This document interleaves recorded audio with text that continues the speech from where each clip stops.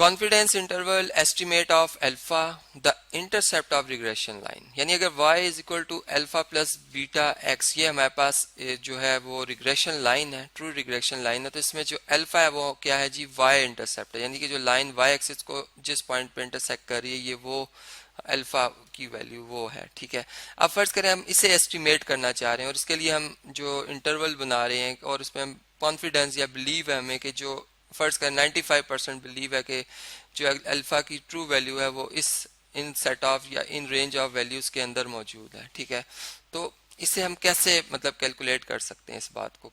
इसके लिए मैंने एक सिचुएशन बनाई है जिसमें फर्टिलाइजर के हवाले से इंफॉर्मेशन अवेलेबल है। फर्टिलाइजर की मतलब जो वैल्यूज हैं, इसे मैं एक्स वेरिएबल कह रहा हूँ, उनकी वैल्यूज गिवन है टेबल में, जबकि कॉर्न यील्ड जो है, ठीक है, मकई की जो पैदावार है जिसको मैं वाई वेरिएबल से रिप्रेजेंट कर रहा हूँ, इसकी वैल्यूज भी यहाँ पर टेबल में गिवन है। ठीक है, हम अस्यूम करेंगे नॉर्मेलिटी को, चूंकि यहाँ पर जो हमारे पास सैंपल साइज है वो 8 है। ठीक है, लेकिन हम अस्यूम करेंगे कि जो नॉर्मल डिस्ट्रीब्यूटिव कर्व हो, और इसमें हम जो जब हम कॉन्फिडेंस इंटरवल बनाएंगे अल्फा के लिए, तो जो हमें इसमें क्रिटिकल वैल्यू होगी वो हम टी डिस्ट्रीब्यूशन से लेंगे। यानी यहाँ पर जो हमारे पास कॉन्फिडेंस इंटरवल का फार्मूला है, अगर मैं उसे लिखूं तो हम पॉइंट एस्टिमेट की बात करते हैं जो कि इसमें ए है। चूंकि हम जब हम एस्टिमेटेड लाइन की बात करते हैं तो Y hat is equal to हम लिखते हैं A plus B time X. इसमें ए जो है वो वाई इंटरसेप्ट है, ठीक है, जो कि एस्टिमेट है अल्फा का, बीटा का एस्टिमेट बी है, अल्फा का ए है। ठीक है, यहाँ पर हम पॉइंट एस्टिमेट ए लिखेंगे। ठीक है, चूंकि हम फॉर अल्फा की बात कर रहे हैं, यहाँ पर फॉर अल्फा आएगा। ठीक है, तो देखें इसमें जो मार्जिनल एरर है चूंकि इनका प्रोडक्ट होता है क्रिटिकल वैल्यू का और स्टैंडर्ड एरर का, वो यहाँ पे दर्ज है। स्टैंडर्ड एरर जो है वो हम कैसे फाइंड आउट करेंगे ये भी मैं आपको बता देता हूँ।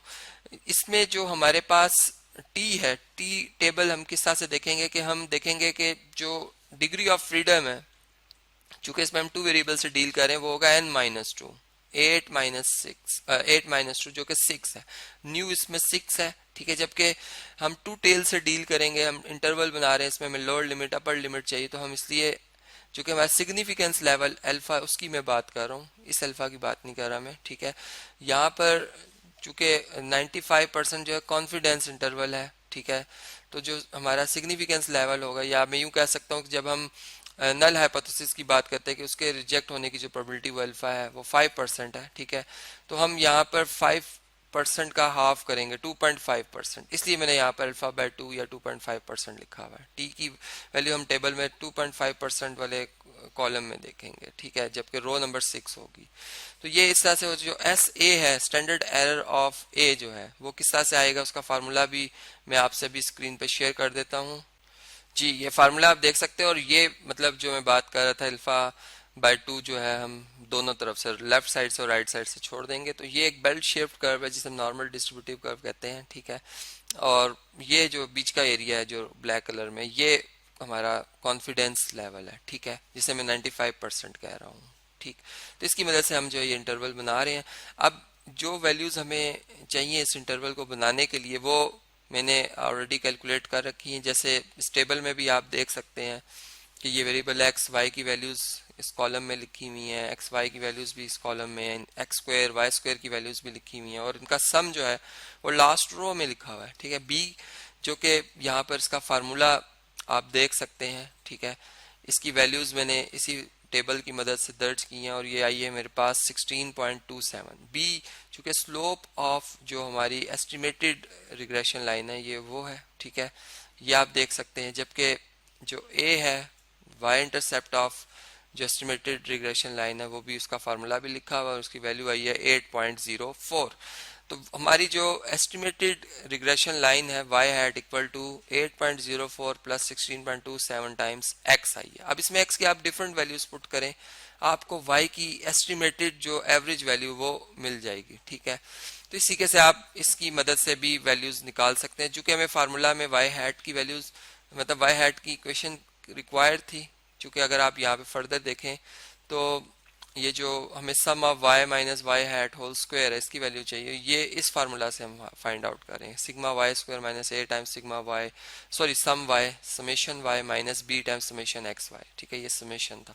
तो ये इनकी वैल्यूज हमारे पास आई है 298.32, और जो standard deviation of Y X है, ये आप देख सकते हैं इस फार्मूला में इनकी वैल्यूज को दर्ज किया तो ये 7.05 आंसर आया है, ठीक है। जबकि हमारे पास जो चूंकि जो हमने एस ए फाइंड करना है, स्टैंडर्ड एरर ऑफ ए, उसमें इस वैल्यू की भी हमें जरूरत थी, वो आई है 3.78, ठीक है। X minus X bar whole square का सम 3.78।